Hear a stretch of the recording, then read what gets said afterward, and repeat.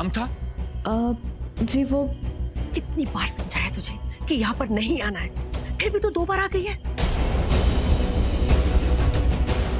किस भाषा में समझाऊं, किस भाषा में समझाऊं तुझे?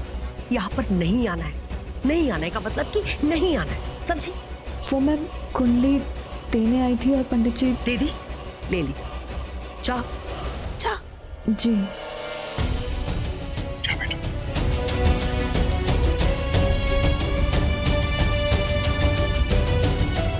कुछ भी हाँ करूं मैं इस लड़की का।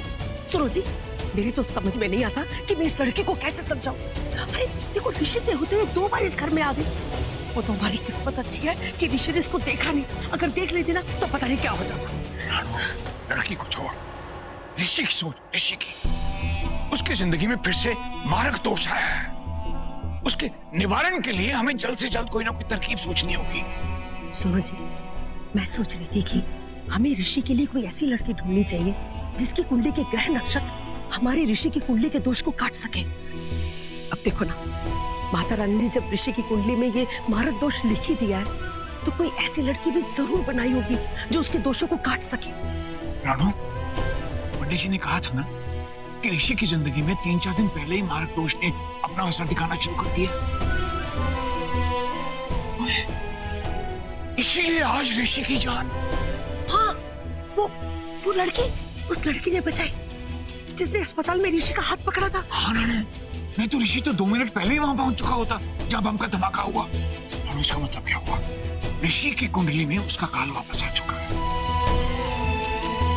लेकिन अगर उसका काल वापस आया है तो काल को काटने वाली भी आई। हाँ राणा, ये वही लड़की है जिसने अस्पताल में ऋषि का हाथ पकड़ा था और उसकी जान बचाई। आगे भी लगता है यही उसकी जान बचाएगी।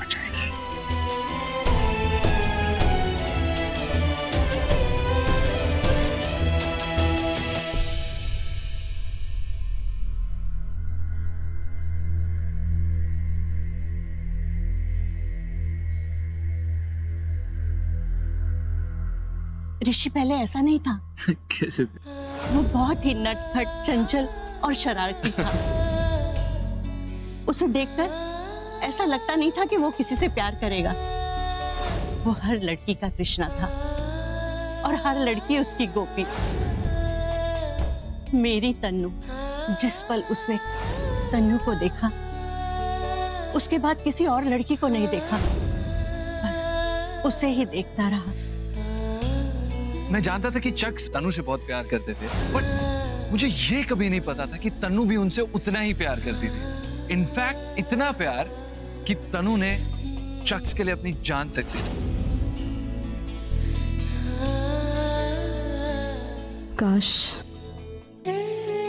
काश मैं ऋषि और तनु की पूरी कहानी सुन पाती कि वो कैसे जुड़े थे एक दूसरे से, कि सिर्फ मौत ही उन्हें जुदा कर सकती थी।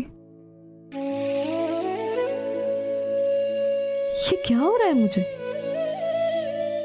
मैं उनकी प्रेम कहानी में ऐसे खिंची हुई चली जा रही हूं जैसे कि कोई डोर, जैसे कि मैं उस कहानी से जुड़ी हूं।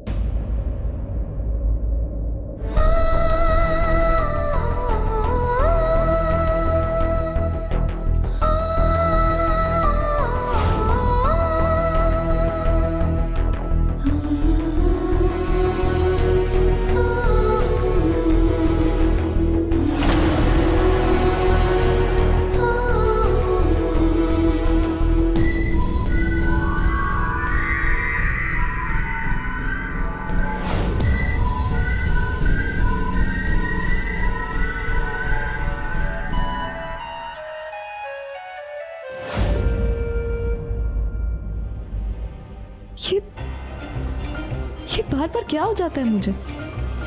ऐसा क्या नजर आता है? पहले तो सिर्फ सपने आते थे, पर अब तो जब मैं ऋषि का नाम लेती हूँ तो ऐसा लगता है जैसे कि वो सारे सपने हकीकत बन गए।